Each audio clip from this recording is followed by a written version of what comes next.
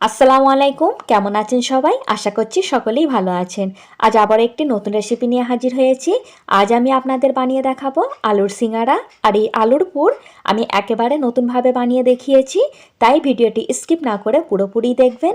আর ভিডিওটি যদি ভালো লেগে থাকে ভিডিওটি লাইক করবেন, শেয়ার করবেন এবং চ্যানেলটি সাবস্ক্রাইব করে পাশে থাকার অনুরোধ রইল। চলুন তাহলে ভিডিওটি শুরু করা যাক।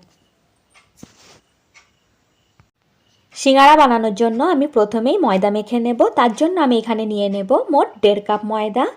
তারই সাথে আমি এখানে দিয়ে দেব স্বাদ মতো লবণ, আর তারই সাথে এখানে দিয়ে দেব জোয়ান। এখানে আমি হাফ চা চামচ জোয়ান 2 হাতের সাহায্যে একটু গুঁড়ো করে নিয়ে তারপর এখানে অ্যাড করব।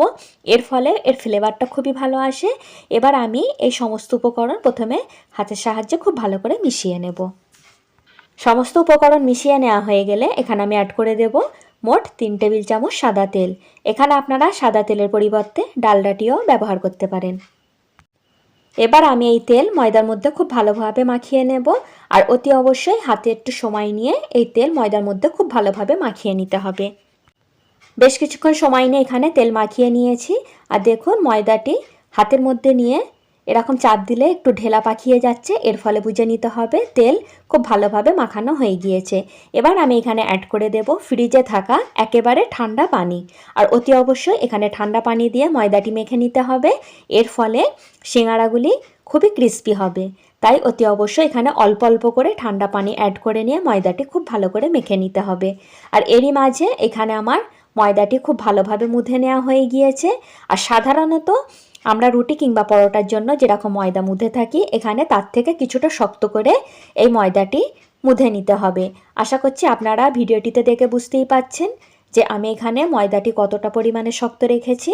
আর এই রকম শক্ত করেই ময়দাটি মুথে নিতে হবে। এবার আমি এখানে একটি তোয়ালে খুব ভালো করে ভিজিয়ে নেব। ভিজিয়ে নিয়ে সেটি খুব ভালো করে এই ময়দার উপর দিয়ে খুব ভালো করে কভার করে দেব। আর অতি অবশ্যই এই প্রসেসটি ফলো করতে হবে, না হলে দেখা যাবে এই ময়দা মাখাটি হয়তো উপর থেকে শক্ত হয়ে যেতে পারে। আবারও একটি পাত্র এর উপর দিয়ে ঢাকা দিয়ে আমি এটা 20 মিনিটের জন্য রেস্টে থাকতে দেব। তারই সাথে এখানে আমি 500 গ্রাম সিদ্ধ আলু নিয়ে নিয়েছি। এখানে আমি ছোট সাইজের আলু ব্যবহার করছি, আপনারা চাইলে বড় সাইজের আলু এখানে ব্যবহার করতে পারেন। তারই সাথে আলুর খোসা খুব ভালো করে ছাড়িয়ে নিয়েছি। এবার আমি এই আলুগুলি হাতের সাহায্যে ছোট ছোট করে ভেঙে নেব। আর অতি অবশ্যই এইভাবে ভেঙে নিতে হবে, একেবারে আলুগুলি ম্যাশ করে নেওয়া যাবে না। আশা করছি কাজটি কীরকমভাবে করছি ভিডিওটিতে দেখে আপনারা বুঝতেই পাচ্ছেন। আর এরই মাঝে সমস্ত আলু হাতের সাহায্যে খুব ভালো করে ভেঙে নেওয়া হয়ে গিয়েছে। এবার আমি এটি সাইডে রেখে দেব। অপরদিকে কড়া গরম হওয়ার জন্য বসিয়ে দিয়েছি। এবার আমি এর মধ্যে দিয়ে দেব 1 টেবিল চামচ সাদা তেল। তেল গরম হওয়ার সাথে সাথে আমি এখানে অ্যাড করে দেব হাফ চা চামচ গোটা জিরে। আর এই গোটা জিরে দেওয়ার পর গ্যাসের ফ্লেম লো রেখে প্রায় 30 থেকে 40 সেকেন্ড মতো এই জিরে আমি খুব ভালো করে ভেজে নেব। যখন এই জিরের কালার হালকা বাদামি রং হয়ে যাবে তখন আমি এর মধ্যে অ্যাড করে দেব হাফ চা চামচ আদা রসুন একসাথে পেস্ট করে নেওয়া। তারই সাথে দিয়ে দেব 3টি কাঁচা লঙ্কা কুচি। এখানে ঝালটি আপনারা আপনাদের পছন্দ অনুযায়ী কম বেশি করে নিতে পারেন। এই সমস্ত মশলা দেওয়ার পর আমি আবারও প্রায় 40 থেকে 50 সেকেন্ড এই মশলা খুব ভালো করে লো ফ্লেমে ভেজে নেব। এরই মাঝে এই মশলা খুব ভালো করে ভেজে নেওয়া হয়ে গিয়েছে। এবার আমি এর মধ্যে অ্যাড করে দেব হাফ চা চামচ ধনিয়ার গুঁড়ো। এই ধনিয়া গুঁড়ো দেওয়ার পর আমি আবারও এই মশলা প্রায় 30 থেকে 40 সেকেন্ড মতো খুব ভালো করে একটু ভেজে নেব। এরই মাঝে মশলা প্রায় 40 সেকেন্ড মতো ভেজে নেওয়া হয়ে গিয়েছে। এবার আমি এখানে অ্যাড করে দেব আগে থেকে সিদ্ধ করে রাখা আলু। আলু অ্যাড করার পর আবারও গ্যাসের ফ্লেম এই পর্যায়ে মিডিয়াম রেখে দিয়ে প্রায় 1.5 থেকে 2 মিনিট এই মশলার সাথে আলু খুব ভালো করে একটু ভেজে নিতে হবে। এরই মাঝে প্রায় 2 মিনিট হয়ে গিয়েছে। আবারও আমি গ্যাসের ফ্লেম একেবারে লো করে দিয়ে এখানে অ্যাড করে দেব স্বাদ মতো লবণ। আর এখানে লবণটা একটু হাতে রেখে অ্যাড করতে হবে, যেহেতু আমরা চাট মশলা অ্যাড করব তাই অতি অবশ্যই এখানে লবণটা একটু হাতে রেখে অ্যাড করবেন।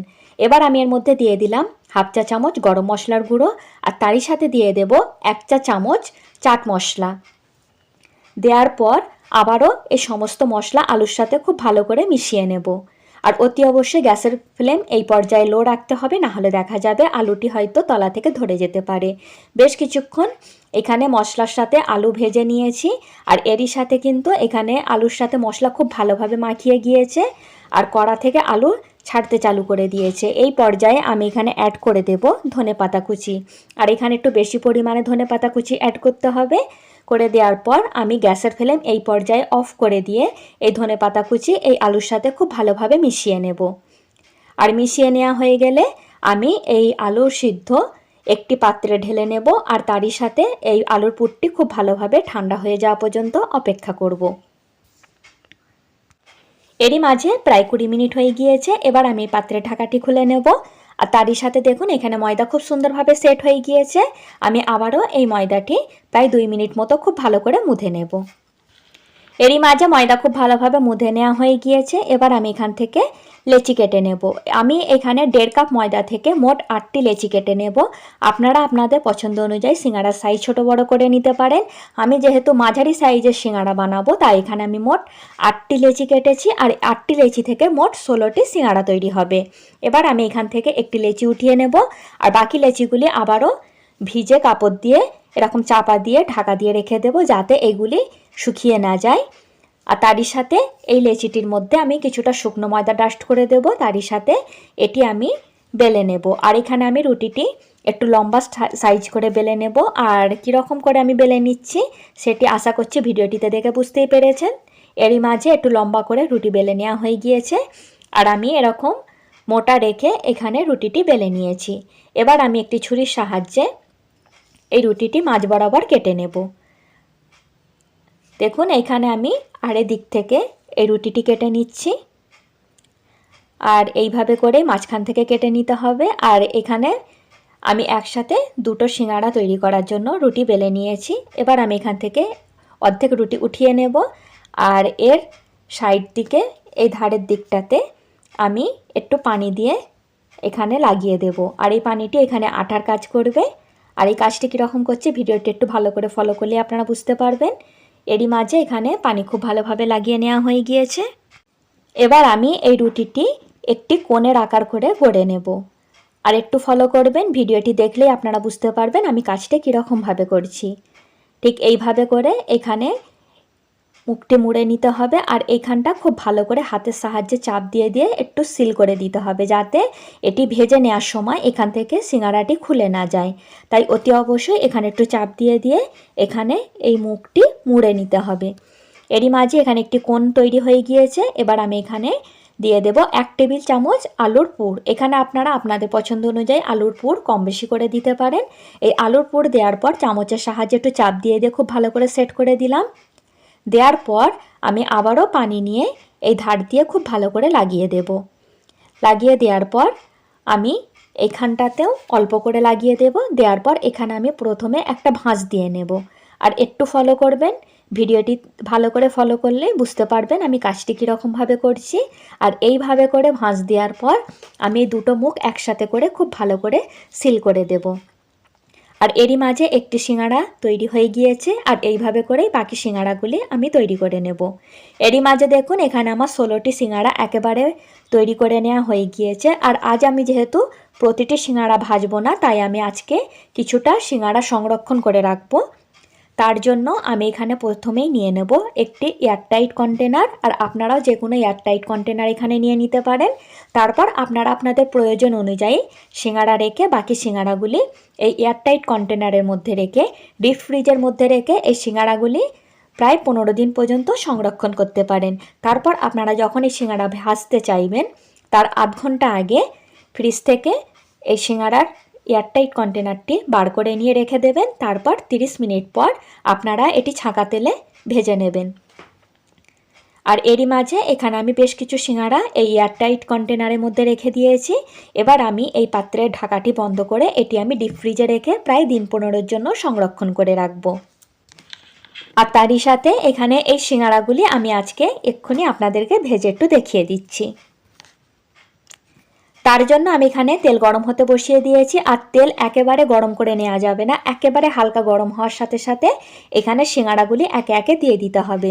আর অতি অবশ্যই এই পর্যায়ে গ্যাসের ফ্লেম একেবারে লো রাখতে হবে, আর তারই সাথে উপর দিয়ে হালকা হালকা তেল ছিটিয়ে দিতে হবে। এর ফলে সিঙ্গাড়াটি নিচেতে কুক তো হচ্ছে, তার সাথে সাথে উপর থেকেও কুক হওয়া চালু করে দেবে। এরই মাঝে প্রায় 2 থেকে 3 মিনিট হয়ে গিয়েছে। এবার আমি সিঙ্গাড়াগুলি একে একে উল্টিয়ে দেব, আর এইভাবে করেই উল্টিয়ে পাল্টিয়ে বেশ কিছুক্ষণ আমি সিঙ্গাড়াগুলি ভেজে নেব। আর অতি অবশ্যই গ্যাসের ফ্লেম একেবারে লো রাখতে হবে। যদি এই পর্যায়ে গ্যাসের ফ্লেম হাই করে দেন তাহলে দেখা যাবে সিঙ্গাড়ার কালার উপর থেকে একেবারে চেঞ্জ হয়ে যাবে আর ভিতর থেকে এটি কাঁচা থেকে যেতে পারে। তাই গ্যাসের ফ্লেম লো রেখে অনবরত নাড়াচাড়া করে আমি সিঙ্গাড়াগুলি গোল্ডেন ব্রাউন হওয়া পর্যন্ত ভেজে নিয়েছি। এরই মাঝে এগুলি ভাজা হয়ে গিয়েছে, এবার আমি এগুলি তেল থেকে উঠিয়ে নেব। আর এরই মাঝে তৈরি হয়ে গেল খুবই খাস্তা এবং মুচমুচে আলুর সিঙ্গাড়া। আর এটি আমি আপনাদেরকে কতটা সহজভাবে বানিয়ে দেখিয়েছি সেটি আপনারা ভিডিওটি দেখে বুঝতেই পেরেছেন। আর এটি কতটা খাস্তা হয়েছে আমি একটু আপনাদেরকে দেখিয়ে দিচ্ছি। এর শব্দ শুনে আপনারা বুঝতেই পাচ্ছেন যে এটি কতটা খাস্তা হয়েছে। আর আমি এটি সার্ভ করেছি গ্রিন এবং তেঁতুলের চাটনি দিয়ে। আর এই দুটো চাটনি রেসিপি আগে থেকেই আমার চ্যানেলে দেওয়া আছে, আপনারা চাইলে আমার চ্যানেলে গিয়ে এই চাটনি রেসিপি দেখে নিতে পারেন। আর তারই সাথে এর সংরক্ষণ পদ্ধতিও বলে দেওয়া আছে। রেসিপিটি যদি ভালো লেগে থাকে ভিডিওটি লাইক করবেন, শেয়ার করবেন এবং চ্যানেলটি সাবস্ক্রাইব করে পাশেই থাকবেন।